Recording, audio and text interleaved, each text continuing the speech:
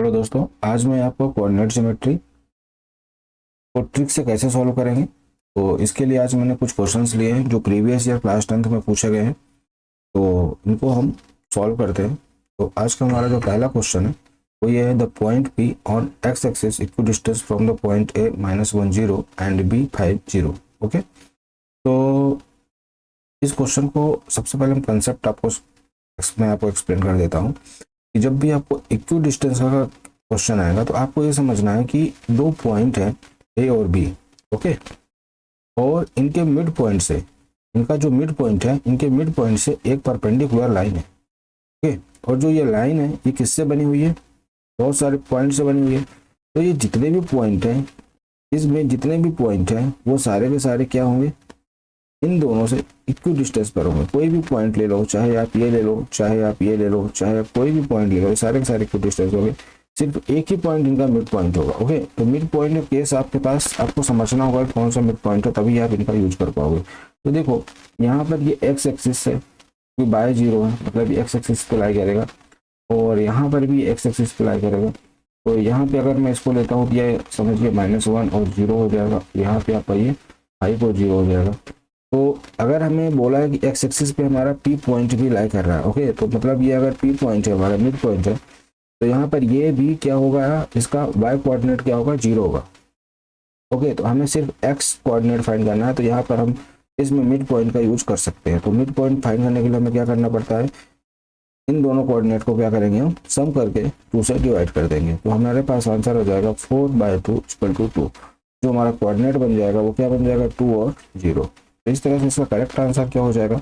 2 और 0। तो ध्यान रखना है आपको ये कंसेप्ट का, परपेंडिकुलर का। ओके, तो ये तभी हो सकता है, मिड पॉइंट हम तभी यूज करेंगे जब इनका एक कोऑर्डिनेट क्या होना चाहिए? सेम होना चाहिए इन तीनों का। Okay, the coordinate of the point which is reflection of the point -3, 5 in x axis. तो इसके लिए क्या करना कंसेप्ट है, आप समझ लो। यहाँ पर अगर हमारा क्या है, एक्स एक्सिस को हमने क्या लिया, एक्स एक्सिस जो हमारा ये, अगर मैंने एक्स एक्सिस को लिया है रिफ्लेक्शन सरफेस, अगर हमारा ये, ओके, एक्स एक्सिस, ओके, तो कंसेप्ट क्या है हमारा, अगर हमारा कोई पॉइंट यहाँ पर first coordinate, second coordinate, third coordinate और फोर्थ कोऑर्डिनेट, तो अगर हमारा सेकंड कोऑर्डिनेट में कोई पॉइंट है, जैसे हमारा ये किसमें, सेकंड कोऑर्डिनेट में, मतलब माइनस और प्लस में, तो इसका अगर हमारे पास ये रिफ्लेक्टेड सरफेस है तो इसका कोऑर्डिनेट, इसका जो बनेगा इमेज कहाँ बनेगा? इधर बनेगा।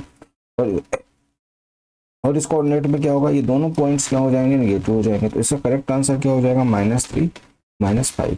इसी तरह से आप देख लो, अगर अगर इसमें बन रहा है, थर्ड में बन रहा है, तो इसका कहाँ बनेगा? फर्स्ट में बनेगा। ओके, इसी तरह से अगर फर्स्ट है तो इसका फोर्थ में बनेगा, और फोर्थ है तो फर्स्ट में। यहाँ पर अगर ये दोनों प्लस प्लस है, प्लस प्लस होते हैं, हमें पता है, तो यहाँ पे क्या हो जाएगा? प्लस और माइनस। तो इस कंसेप्ट का आपको ध्यान रखना है। चलिए अब हम देख लेते हैं next question. If the point P6 to divide the line segment joining A and B in the ratio 3:1। देखिए, इस क्वेश्चन को मैं आपको ट्रिक से बताऊंगा, पर पहले थोड़ा सा समझ लेते हैं, है ना। आपको फॉर्मूला माइंड पे नहीं रखना, बस टेक्निक को ध्यान में रख लेना है। अगर आप टेक्निक को ध्यान में रख लिया तो फिर आपको बार बार फॉर्मूला सोचने की जरूरत नहीं है। आप इनडायरेक्टली देखोगे तो है तो फॉर्मूला ही, है ना, बट उसको हम किस तरह से फॉर्मूला अपने माइंड से इरेज करके क्वेश्चन को सॉल्व करेंगे वो देखते हैं। सबसे पहले आपसे ए बी बोला, तो हम क्या करते हैं, यहाँ पर ए ले लेते हैं इस पॉइंट को, और इस पॉइंट को क्या करते हैं? बी ले लेते हैं। ओके, और यहाँ पर एक पॉइंट लेते हैं, किसको? हम बी को। देखिए ए कितना है हमारे पास, यहाँ पे 6 2 है, सॉरी ए हमारे पास 6 5 है, और ये हमारे पास है 4 और वाई। ओके, और इनको जो रेशियो दिया है 3:1 में कट हो रहा है, और ये पॉइंट हमारा 6 और 2। तो फॉर्मूला तो आपको पहले से ही पता होगा। हम यहाँ पे कंसेप्ट ट्रिक से सॉल्व करते हैं, क्योंकि हम यहाँ पे एमसीक्यू सॉल्व कर रहे हैं, और एमसीक्यू को अगर आप पूरा पूरा सब्जेक्टिव तरीके से सॉल्व करोगे तो आपका टाइम बहुत ज़्यादा कंज्यूम हो जाएगा, और मिलना आपको 1 मार्क्स ही है। तो हम करेंगे क्या, सबसे पहले हम क्या करेंगे, इस 3:1 है ना, इस 3:1 को इधर आप लिख लो। फिर आप क्या करोगे, अब इसमें देखो कोऑर्डिनेट कौन सा फाइंड करना था, हमें कोऑर्डिनेट फाइंड करना था ये, सॉरी ये क्या था हमारा? वाई था। ये कोऑर्डिनेट फाइंड करना था, तो इनके तीनों ये कोऑर्डिनेट हम लेंगे। ओके, तो हमें सबसे पहले क्या करना है, इस कोऑर्डिनेट को लिख लो, 5 है, तो यहाँ पे 5 और फिर बाद वाला क्या है y है, तो यहाँ लिख लो y बी को। अब देखिए हमें ये कोऑर्डिनेट आपको दे दिया, तो मिड ध्यान रखना सेंटर वाला जो कोऑर्डिनेट आएगा, ओके, जो डिवाइड कर रहा है उसको हम सबसे पहले लिख लेंगे, वो लिख लिया। अगर x होता तो x का लिखते और यहाँ पर x की वैल्यू लिखते। अब इनको हम क्रॉस मल्टीप्लाई कर देंगे, क्या कर देंगे, तो यहाँ पे मिल जाएगा हमें कितना 3y + 5 और डिवाइड करके इन दोनों का सम करके लिख देंगे, तो 3 + 1 कितना हो जाएगा। चलिए अभी मैंने 3 + 1 लिख दिया, तो अब ये 4 हो जाएगा। 4 का मल्टीप्लाई इधर करेंगे तो क्या हो जाएगा 2 × 4 = 3y + 5, y को 5 को इधर लाएंगे तो 8 - 5 = 3y और यहाँ से y = हो जाएगा हमारे पास 3y3 दैट इज द 1।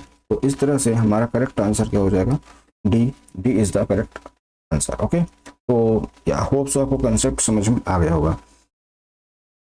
चलिए अब हम नेक्स्ट क्वेश्चन की तरफ मूव करते हैं। The distance between the point.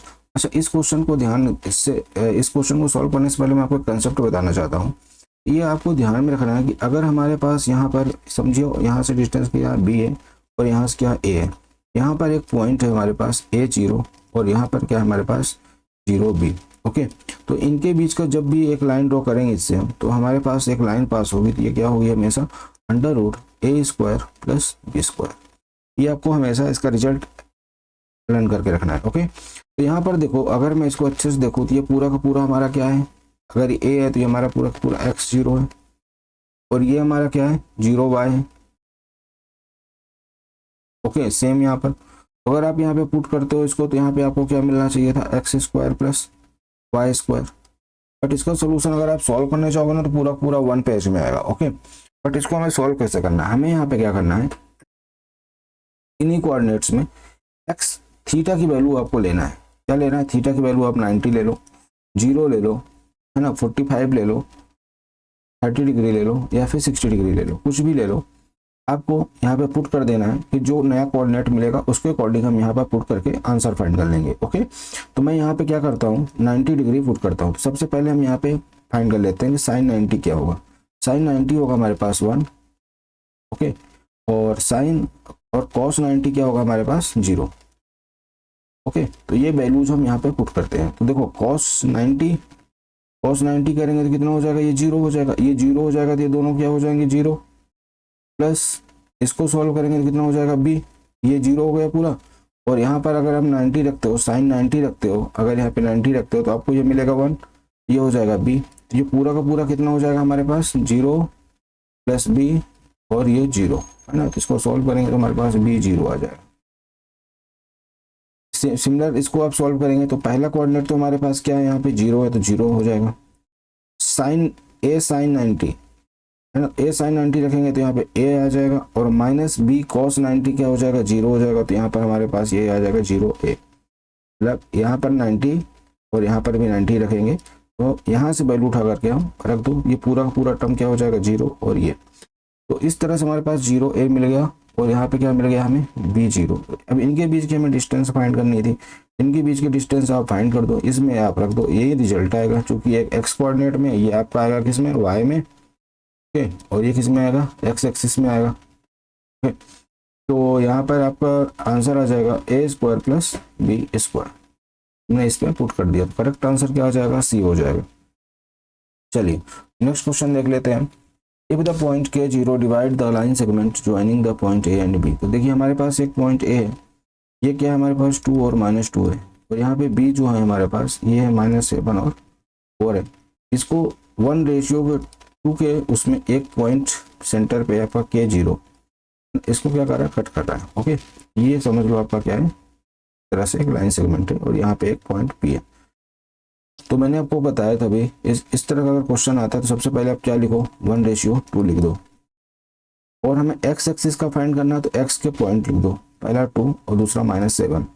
Okay, अभी जो यहाँ पे सेंटर है इसको सबसे पहले लिख लो k = अब हम क्या करेंगे, इसका क्रॉस मल्टीप्लाई कर देंगे तो -7 + 4 डिवाइडेड, इन दोनों को सम करो, प्लस कितना आ जाएगा 3, तो कितना हो जाएगा -3/3 दैट इज इक्वल टू -1। तो यहाँ से क्या आंसर आपका क्या आ जाएगा, -1 और 0 इसका। तो करेक्ट आंसर क्या हो जाएगा, k की वैल्यू आपसे पूछी थी तो k की वैल्यू कितनी आ जाएगी, -1। चलिए अब हम देख लेते हैं अगला क्वेश्चन। अगला क्वेश्चन हमारा क्या है, the coordinate of a point A on y axis at a distance of 4 unit from the x axis and below it are. तो अब यहाँ से हमें एक चीज़ समझ में आ गई, यहाँ से हमें एक चीज़ समझ में आ गई इस तरह से कुछ। ओके, तो इसका कंसेप्ट हम देख लेते हैं। जब भी किसी पॉइंट का एक point the coordinate of A point A on y axis है ना, तो अगर बाई एक्सिस पर कोई पॉइंट लाई करेगा तो यहाँ पर हमेशा x 0 होगा और यहाँ पे y होगा। और कितनी डिस्टेंस पर है, ये 4 पर है, तो यहाँ पे ये कितना हो जाएगा 0 4। ओके, तो करेक्ट आंसर हो जाएगा हमारे पास 0 4। अगर x एक्सिस पे होता तो क्या करते हैं हम, यहाँ पे y 0 कर लेते और यहाँ पर x की जो भी वैल्यू होती है यहाँ से ओरिजिन से, है ना, वो चीज़ें हमें क्या कर लेना था, यहाँ पे पुट कर देना था। तो इस तरह से हमें इस क्वेश्चन को सॉल्व करते हैं, तो इसका ये करेक्ट आंसर हो जाएगा। 7th number, the distance of the point from the origin. तो देखिए इस क्वेश्चन को सॉल्व करने के लिए आपको सिंपल सा एक तो आप फॉर्मूला यूज कर सकते हो, और अगर आप थोड़ा सा माइंड का यूज करो तो -12 और 5 कुछ ऐसा होगा, ये इस तरह से आएगा। ओके, ये डिस्टेंस हमें फाइंड करनी है। मतलब एक डिस्टेंस हमारे पास 5 है, दूसरा कहता है कितना 12 है। ऑब्वियस सी बात है, ट्रिपलेट बनाएगा 90 डिग्री, तो 5 12 और ये कितना हो जाएगा 13 हो जाएगा। तो यहाँ पे हम तो ट्रिपलेट से इसको सॉल्व कर लेते हैं, क्योंकि 5 12 और 13 का क्या होता है, ट्रिपलेट होता है। तो इस तरह से इस क्वेश्चन को सॉल्व कर सकते थे। अदरवाइज फिर आपको डिस्टेंस फॉर्मूला चाहो तो यूज कर लो, या कि यहीं पर इन दोनों का स्क्वायर कर दो और फिर क्या कर लो, अंडर रूट कर लो प्लस करके, तब भी आप इसको सॉल्व करते तो कितना आता, √169 दैट इज इक्वल टू 13। ये करेक्ट आंसर हो जाएगा। अब अगर क्वेश्चन नंबर 8 देखें, हम क्या बोला, distance of the point P34 from x axis. तो अगर हम इसको यहाँ से इस तरह से बनाते हैं, ये हमारा क्या हो जाएगा, एक्स एक्सिस हो जाएगा। ओके, एक्स एक्सिस से बोला है कितना दूर होना चाहिए ये, तो P हमारा यहाँ पे कुछ 3 4 है। ओके, तो एक्स एक्सिस अगर हम देखेंगे तो यहाँ पर हमारा एक्स एक्सिस कितना हो जाएगा, एक्स एक्सिस पे y कोऑर्डिनेट तो 0 हो जाएगा और ये हमारे पास हो जाएगा 3, क्योंकि अगर हमें इस पॉइंट से डिस्टेंस फाइंड करना है एक्स एक्सिस से, तो हमें ये परपेंडिकुलर डालना पड़ेगा। ओके, ये 3 है तो आपका ये भी 3 हो जाएगा। एक तो हम डिस्टेंस फॉर्मूले से भी इसको फाइंड कर सकते हैं, अदरवाइज अगर आपको एक्स एक्सिस से देखना है तो ये y यूनिट होगा, इसका करेक्ट आंसर क्या होगा, y यूनिट। और अगर हमें इससे देखना है तो ये होगा x यूनिट। ओके, तो आपसे अभी आंसर किससे पूछा, एक्स एक्सिस से बोला है, तो एक्स एक्सिस से हमें फाइंड करने के लिए हमें क्या बता देना है, इसका जो डिस्टेंस होगा ये 4 है, तो 4 - 0 या पर ये 4 यूनिट हो जाएगा।